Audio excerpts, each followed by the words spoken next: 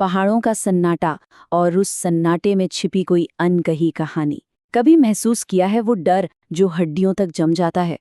आज एक ऐसी ही कहानी की पड़ताल करेंगे जो सिर्फ किस्सा नहीं बल्कि एक हकीकत है। हिमाचल की काली घाटी की एक सच्ची डरावनी हकीकत। ये सिर्फ कहने की बात नहीं है। ये उस एहसास का निचोड़ है जो किन्नौर की उस काली घाटी से गुजरने वाले महसूस करते हैं। चलिए जानते हैं कि आखिर ऐसा क्या है वहाँ।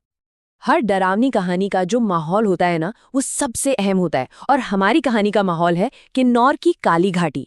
ये कोई आम जगह नहीं है, मतलब सिर्फ पत्थर और पेड़ नहीं, ये एक जिंदा सांस लेती हुई मौजूदगी है। जरा सोचिए, आप घने जंगलों के बीच में हैं, रात का अंधेरा, और आपको ऐसा लगे कि आपके चारों ओर ये देवदार के पेड़ सांस ले रहे हैं। एक भारी खामोशी, जैसे कोई आपको लगातार देख रहा हो। और फिर इस खामोशी को चीरती है हवा की आवाज। पर यह कोई आम हवा नहीं, इसकी सरसराहट ऐसी है जैसे कोई दर्द में कराह रहा हो।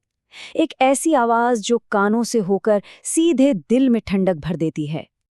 पहाड़ों में रहने वाले लोग अक्सर ये कहते हैं, ये एक पुरानी कहावत भी है और एक चेतावनी भी, एक ऐसा सच जिसे नजरअंदाज करना बहुत भारी पड़ सकता है।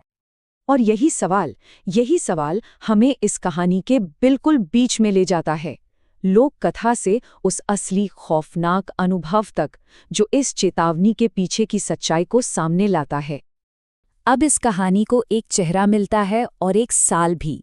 ये बात है साल 2014 की, और कहानी का किरदार है राहुल। ये कोई मनगढ़ंत किस्सा नहीं, ये वो पल है जब एक किंवदंती एक भयानक हकीकत में बदल गए। तो राहुल दिल्ली से किन्नौर की एक बाइक ट्रिप पर निकला था।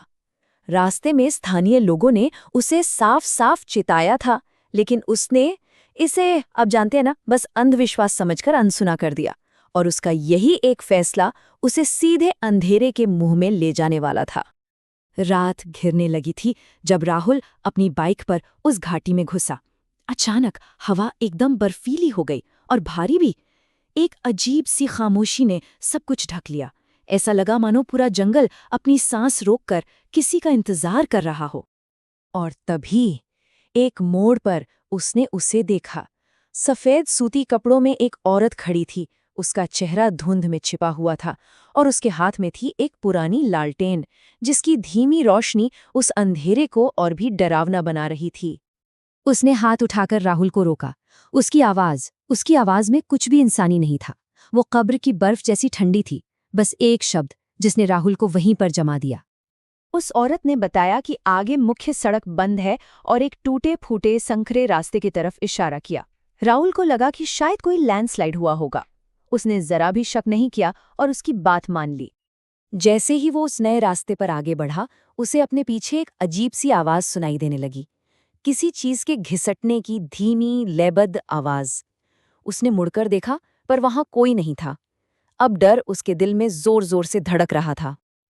तभी रात के अंधेरे को चीरती हुई एक चीख गूंजी, रुको!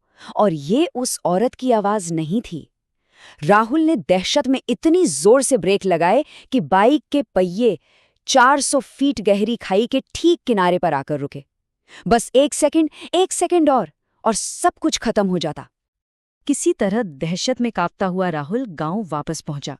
जब उसने अपनी पूरी कहानी गांव के बुजुर्गों को सुनाई तो उन्होंने बस एक गहरी सांस ली।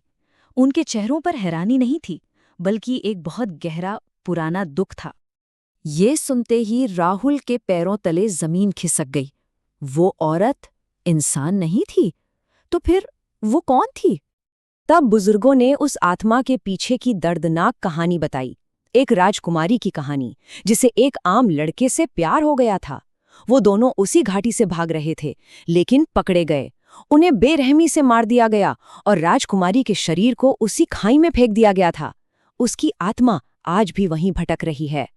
वो आत्मा किसी को नुकसान नहीं पहुंचाती, बल्कि वो तो दूसरों को उसी भयानक अंत से बचाती है जिसका सामना उसे करना पड़ा था।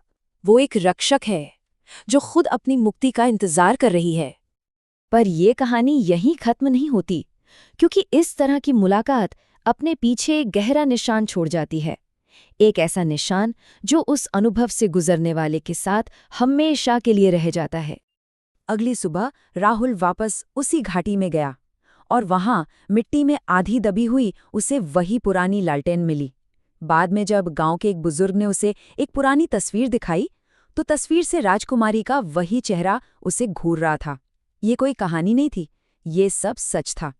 कहते हैं कि जिस पल राहुल की उंगलियों ने उस लालटेन को छुआ, उसके जहन में एक दर्द भरी फुसफुसाहट गूंज उठी। मैं मंजिल तक नहीं पहुंची।